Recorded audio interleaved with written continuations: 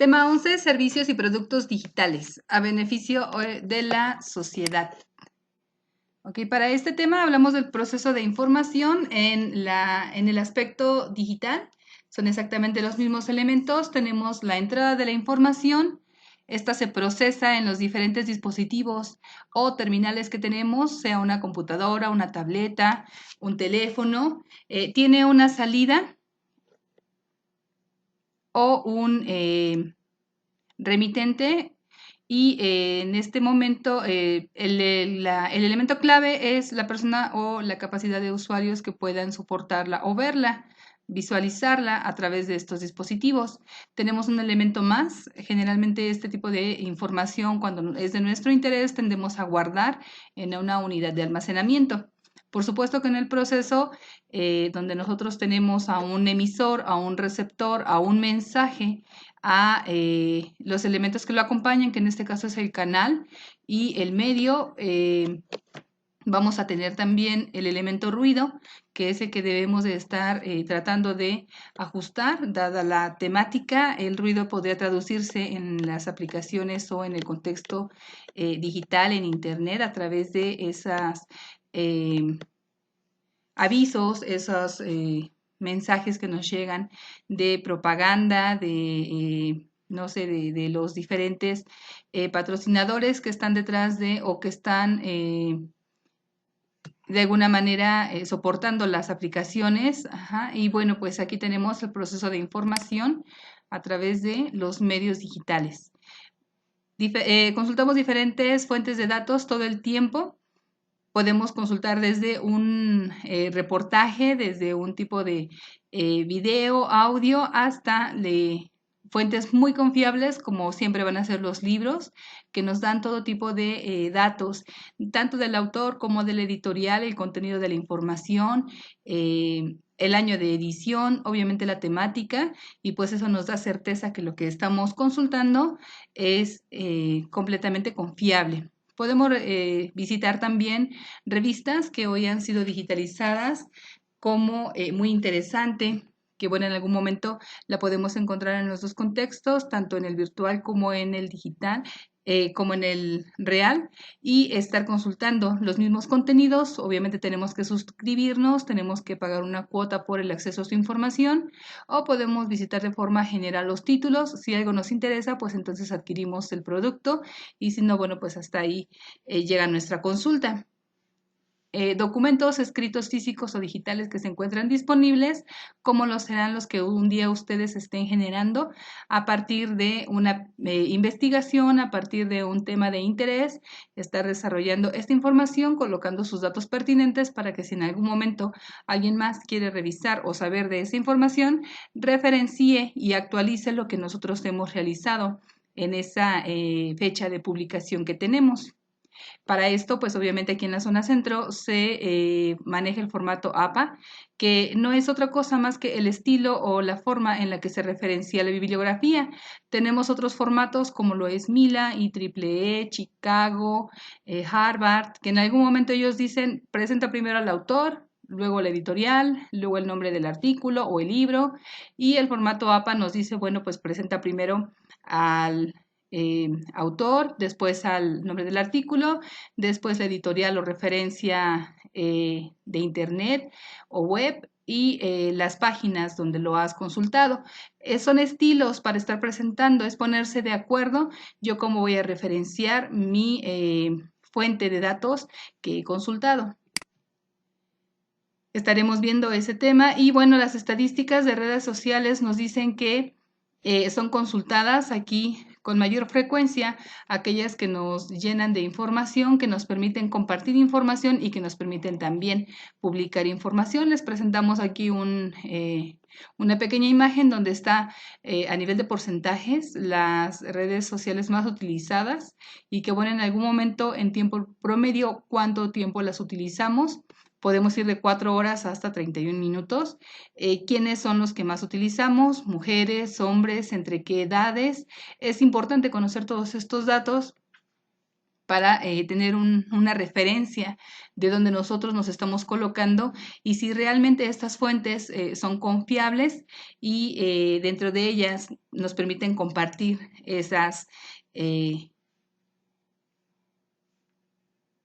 esos contenidos de información que nosotros hemos querido disponer a los contactos que tenemos a través de ellas.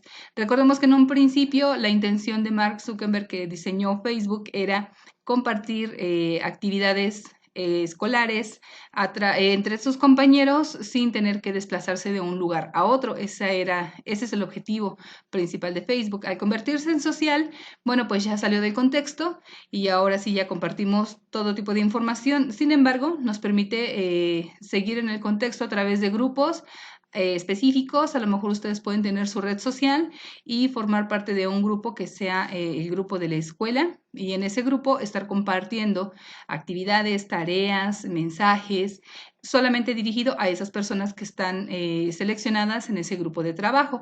Eso lo podemos hacer en la parte lateral izquierda de nuestra aplicación, ir a ese espacio, formar un grupo y seleccionar a las personas que queremos que estén dentro y sobre ello estar compartiendo esa información sin que sea preciso que seamos contacto, que seamos amigos y que tengan que ver nuestra información.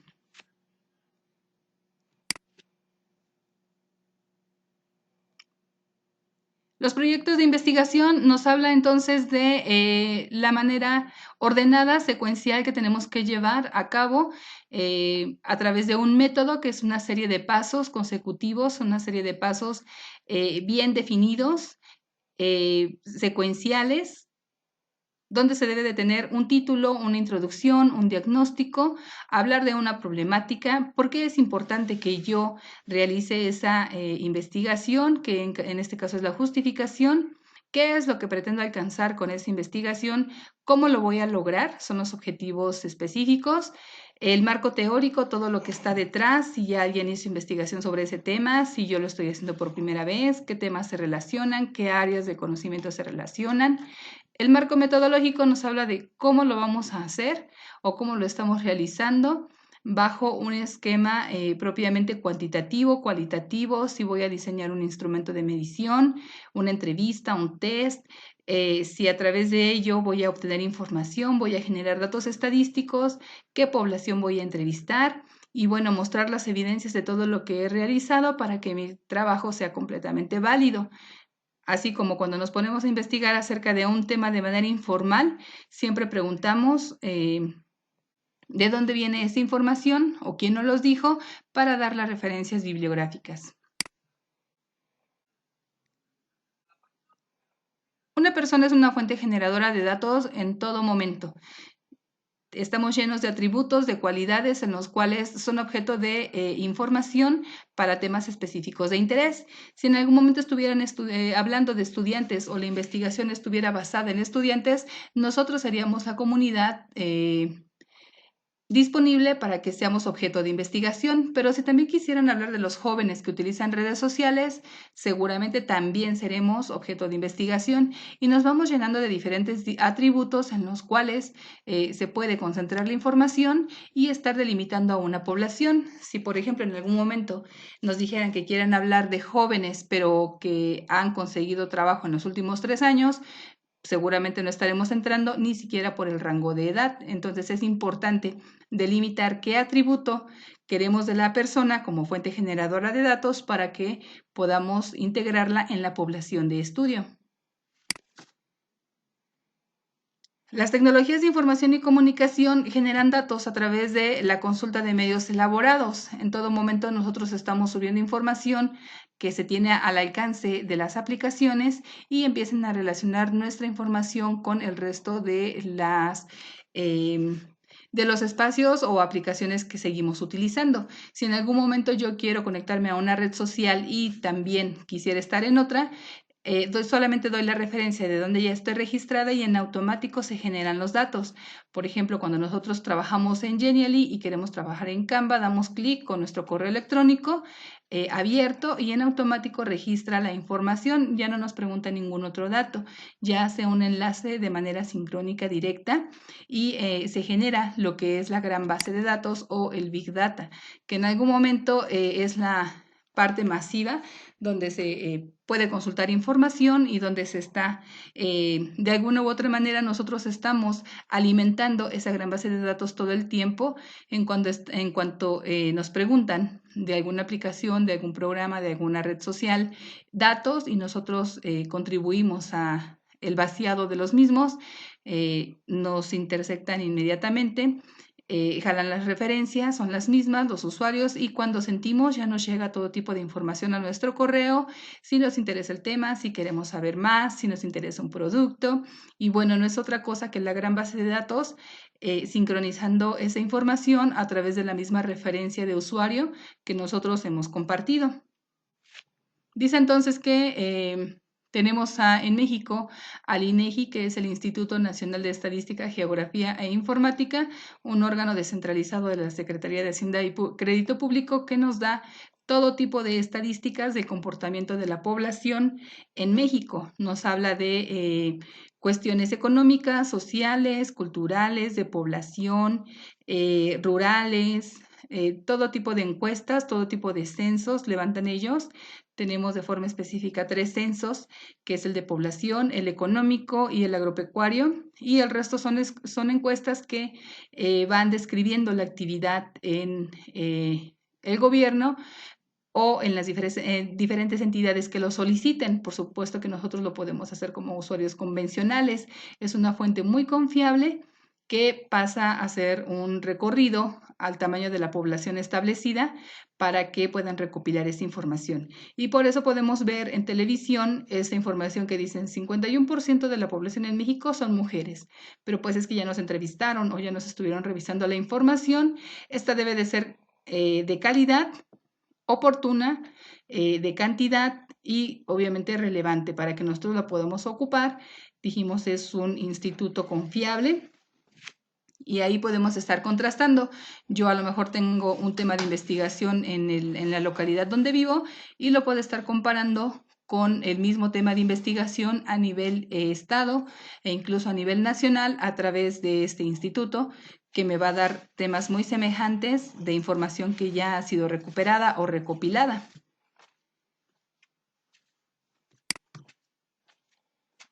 En cuanto a la búsqueda de comportamiento en Internet, tenemos entonces a un usuario convencional que estamos buscando, solicitando información en todo momento, de forma particular o de forma grupal.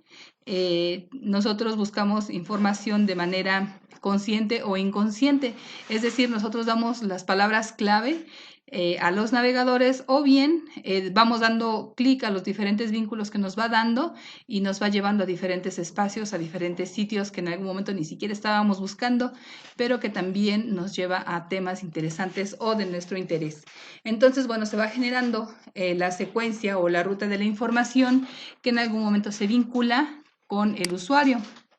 Dice que para eso debemos de tener un determinado comportamiento entre las intervenciones activas que hacemos a través de foros, a través de redes sociales, a través de esquemas de trabajo, a través de videoconferencias, donde garanticemos la dinámica sana entre los usuarios y la armonía entre la interacción que se está dando a nivel de comunicación. Para eso entonces vamos a hablar de netiquetas. Ya lo comentábamos, netiquetas es .net, de que son aquellas reglas en Internet que se deben de seguir a nivel de etiqueta o de comportamiento.